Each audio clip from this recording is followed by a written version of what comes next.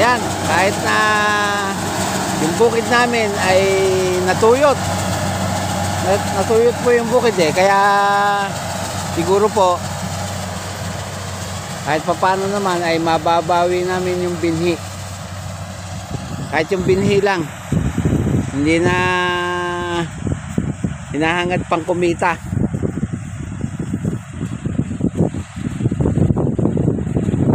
Kasi masyadong magaling ho yung aming naging barok, yung aming kasama. Pang-retiro na po. Ayan, tignan nyo yung palay, oh. Ayan, tignan nyo. Sunog. Nakakaawa ho.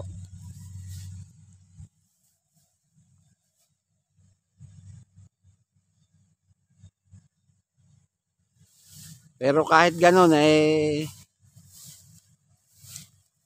papasalamat pa rin. Kahit na yung binhi man lang, mabawi. Binhi.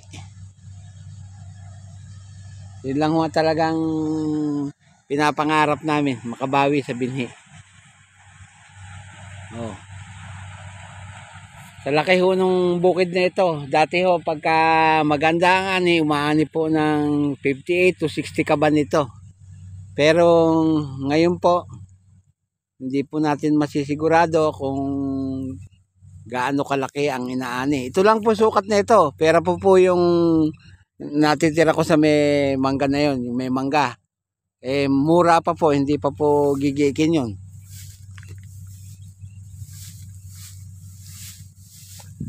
Tuwing anihan na lang ay binibidyo ko para makita niyo kung paano ang buhay ng magbubukid. Yan. Binibidyo ko dahil gusto kong makita yung kalalabasan ng aming ani. Yan.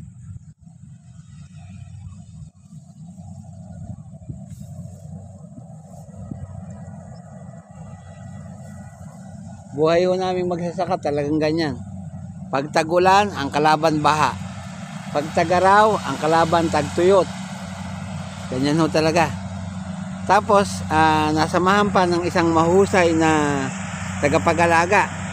Yung para ho bang nagtatanim ng kawayan, pagkatusok, iniwanan na. Ganun ang nangyari. Tignan nyo ang pilapil namin, kung gaano kadamo. Yan. Yan. Napakadamo. At ang pilapil, kung gaano kalapad yan, makikita nyo. Ang pilapil dapat isang roller lang ang pinakamalapad. Ito isang metro Masyadong mahusay po. Pero wala tayong magagawa, nandyan na. Ang talagang magagawa na lang namin ay palitan yung aming barok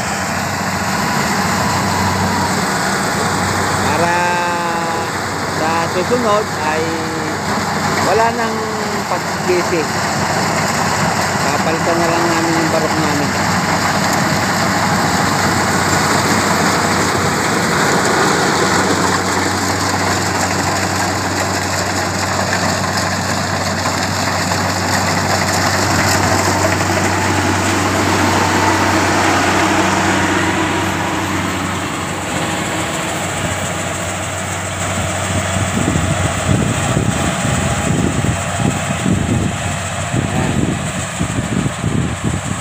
Isipin nyo, isang ikot.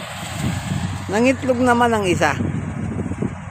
Pangkaraniwan po yan, kung talagang ang palay ay nakadating.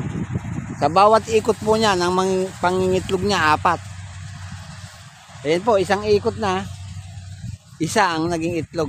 Ayan.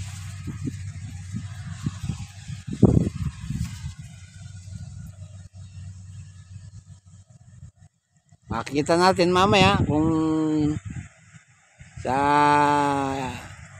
pagkayari ng pag-harvest na ito kung ilan ang magiging itlog. Yan.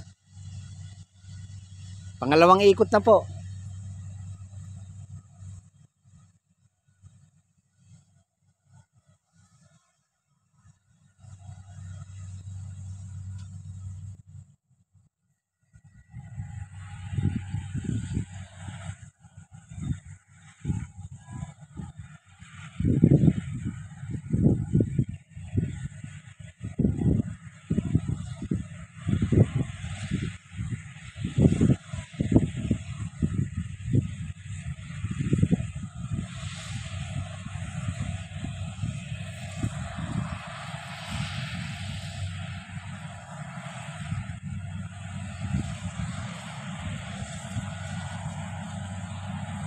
Ayan, nakikita nyo naman yung harvester kung tumakbo parang nasa kalsada. Ang ibig sabihin po niyan ay madalang ang laman.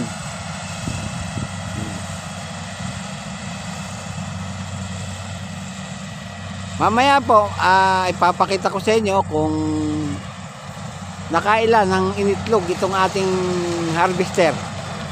Yan, pangalawang ikot po yan.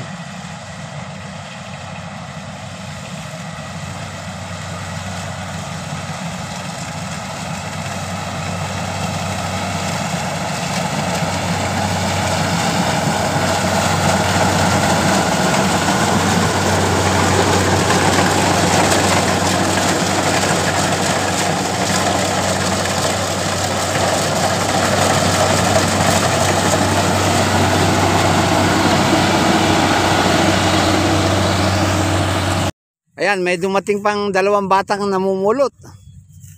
Ayan, oh. Isang malinggetong at saka isang binatilyo. Ayan. Nakita nyo. Nagtsatsaga silang pumulot ng naiiwanan. Kahit na isa-isang uhay, pinupulot nila. Dahil sa malaking bagay para sa kanila ito. Ayan.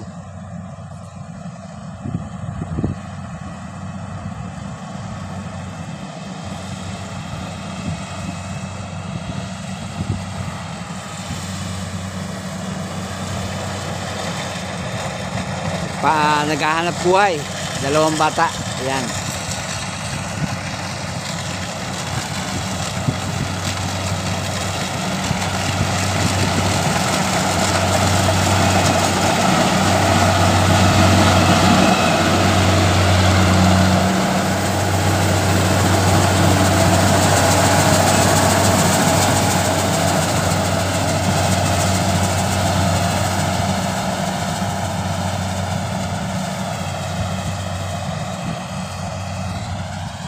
Nakatatlong itlog na.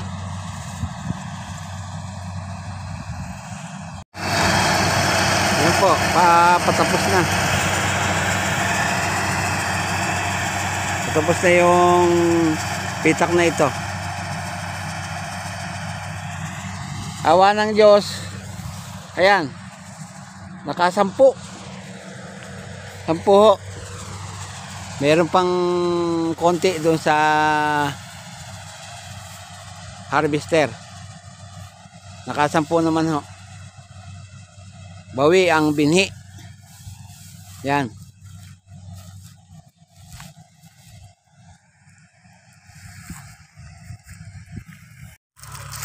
Ayan, itong bana naka 7 itlog.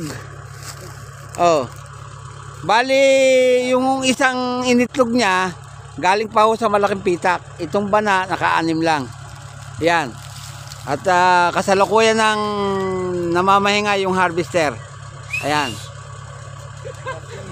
Hanggang dyan po ang aking vlog sa araw na ito. At sa huli ay masabi kong mabuhay tayong lahat.